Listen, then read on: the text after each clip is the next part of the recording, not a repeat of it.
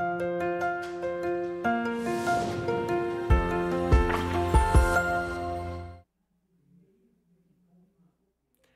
mesdames, bienvenue aux méditations quotidiennes au féminin. Aujourd'hui, un cœur vivifié. Ta parole est une lampe à mes pieds et une lumière sous mon sentier.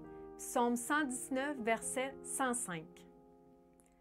Nous parlions hier de la lumière qui jaillit de notre être intérieur par la puissance divine combinée à la volonté humaine. Aujourd'hui, nous parlerons d'une autre lumière qui, à la différence de la première, provient uniquement de Dieu. Cette lumière n'est sujette ni aux circonstances ni à la volonté humaine, car elle est éternelle et parfaite. Quelle est donc cette lumière extraordinaire?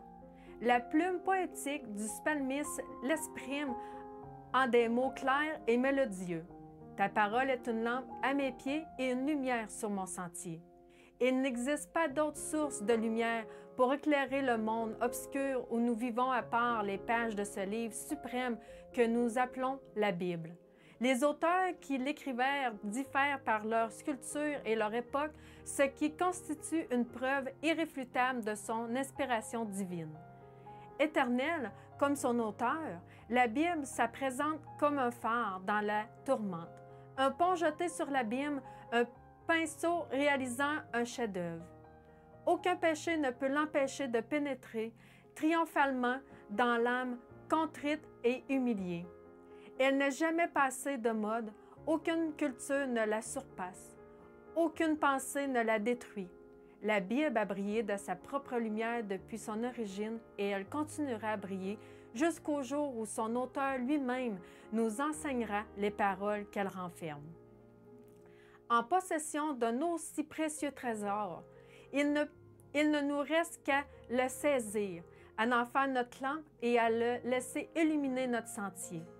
La Bible est l'histoire de l'humanité, ses débuts, ses victoires, ses défaites, ses désirs de régénération, le mystère d'un Dieu qui ne nous a pas tourné le dos, mais qui s'est sacrifié pour l'humanité, l'amour d'un Père qui s'est tout donné pour te sauver, la patience du Saint-Esprit qui subjugue constamment notre cœur pour la rendre réceptif à l'amour divin. Tout cela se trouve dans un livre que tu peux emporter dans ton sac, dans ton ordinateur, dans ton cœur.